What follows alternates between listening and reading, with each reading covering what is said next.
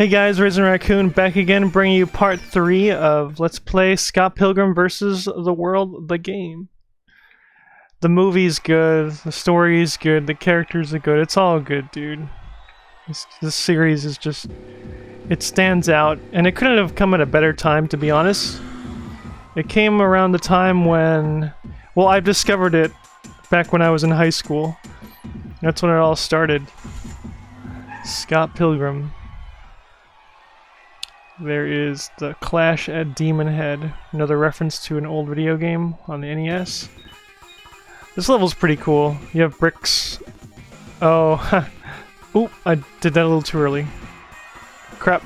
You don't want to get stuck in between those people. You know, you can knock a few down if you can, if you have the stomp ability. Get some extra coins. But yeah, this game, let's see. Not this game, this whole series in general. I first found Scott Pilgrim back in the day when I was in high school. I think someone let me borrow it, or it could have been a borrow of a borrow.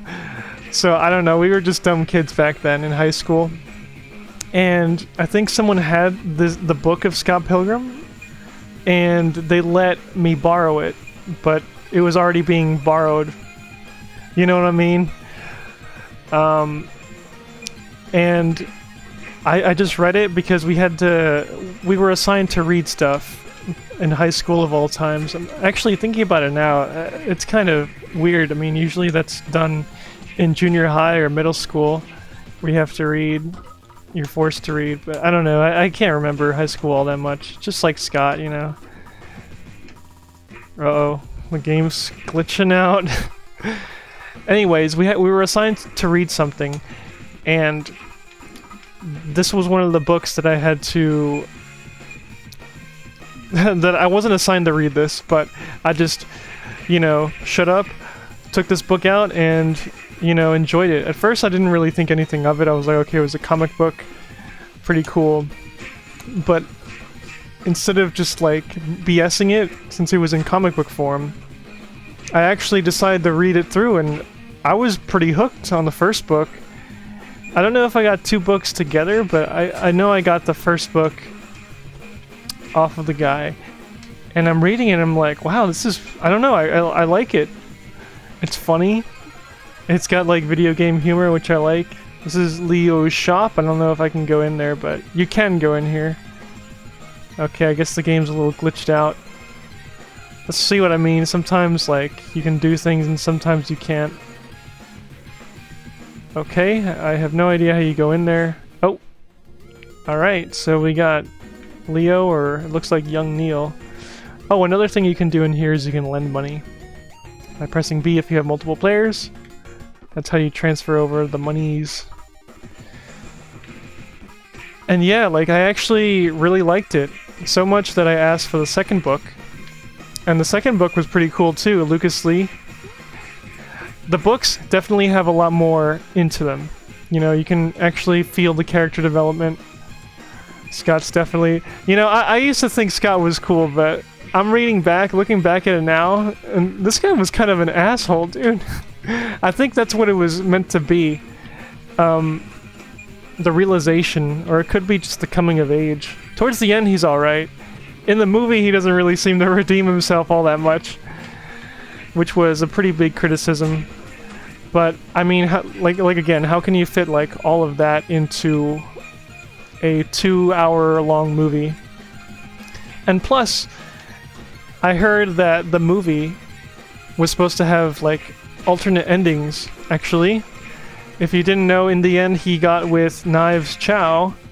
In a deleted scene on the Blu-ray, you can actually watch that whole thing unfold.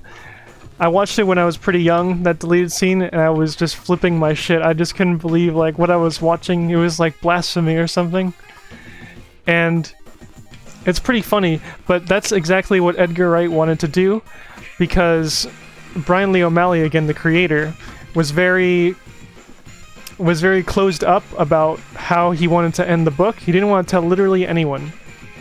And so Edgar Wright showed Brian that, and well, I'm sure he didn't like that, so he had to spill some of the beans at that point in time. So it ended up actually being a pretty alright ending. I liked it. The alternate ending though, nah, unless you're a Knives fan, I mean. I know some people who are like, yeah dude, you should have gotten it with Knives, and I'm just like, I don't know, man. Doesn't that defeat the whole point of the I don't know. It's a pretty big debate. Who do you like simp over more, I suppose? I mean, come on, you gotta have some kind of appeal in this game to one of the lovely characters, no matter who they are. Fuck, even Scott, I don't know. Does anyone, well, I was gonna say, does anyone even like this asshole? But I guess he's the face of the book, so you know. I was a pretty big Ramona fan back in the day. And funny enough, I actually have a poster of the Scott Pilgrim Book 4, the original paperback, on my wall still, from way back in the day. There were two posters. The two posters consisted of the actual movie poster with Scott on the guitar, and also the poster I stuck with was just Volume 4 cover. So it has both Scott and Ramona. I think that was mostly the appeal to it. I just wanted the Ramona, because Scott Pilgrim, the movie poster was just him, like, with the guitar. You barely even see him. It is a pretty cool poster, though. I got that at FYE back in the day, back when that was a thing. And you know what? Now that I think about it... No, come back, I want to fight you guys. Okay, I guess I can't. We have to continue with the story. Right? Okay. One time, no one appeared at all. I think you have to legit touch the stage. But yeah, FYE had a bunch of soundtracks and all that stuff, paraphernalia for Scott Pilgrim. When it came out, I managed to pick up the, like I said, the poster and one of the soundtracks, the music inspired by. So it has all the music in the game, or not in the game, I'm sorry. It has all the music of the movie. So you have like Beck playing all the Sex Bomb songs and all this other stuff. Pretty cool. There was actually two more, but they were always so overpriced. I think it was just because it was like a FYE. I didn't want to grab it, and I was just a high schooler. I had barely had any income. I couldn't do anything in regards to, you know, buying anything for myself. Just, oh, okay, she has a retaliation attack. And the other two items which I wanted to grab was the soundtrack for the game. This game here, right here, actually shows the cover art and everything. And also there was a soundtrack, actually the original score. So it had like, you know, 30 plus songs of actual music from the movie that was all composed by Nigel Godrich, I believe. One of Radiohead's producers, I think. So that was another cool thing. Radiohead and Scott Pilgrim, like, that's awesome. Although I believe it's just him as a producer. I forget what happens over here. Oh, I actually don't remember that. I've just been so over-leveled that I just knocked down these walls with ease. This scene was really cool in the movie as well. Oh yeah, so back in the day they had Guitar Hero and Rock Band. This was a little homage. Got him. And you can just let that sit. You can watch him like do a little bass battle if you want, I don't know. It definitely has all the scenes picture perfect from the comic. Like, this is pretty cool. Uh-oh. Oh man, I hope he doesn't glitch out the game. That would be pretty terrible. He's actually pretty tough still, regardless of me being over-leveled. See, I'm only doing like 6 damage to him.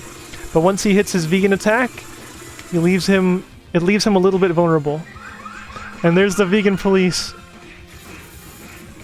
I thought that was pretty funny. That actually happens in the comic too. So about the comic, I ended up borrowing the 2 books, and I got myself the 3rd book. It started from the third, and then, you know, I wanted to read more and more. So I got myself the fifth book, or the fourth book, then the fifth book. And I'm like, wait, what's going on? So I got to almost the end of the party. I read all the 5 books, and then the 6th book was still in production. So I wasn't late to the party in that sense. I read the 6th book day 1, and I couldn't believe what I was reading. It was just fantastic. Did I beat him? I guess not. Oh, crap. He's taking my willpower. Not today.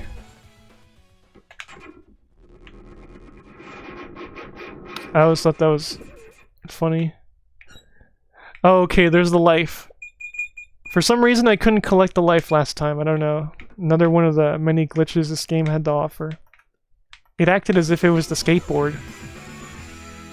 But yeah, I would say definitely read all the comics. Even if it's in black and white. Honestly, that's how I read it. And that's how I like it best.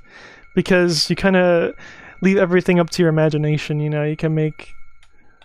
I don't know, you can make anything up in your mind. You know, Ramona's hair could be red or yellow, I don't know, what have you.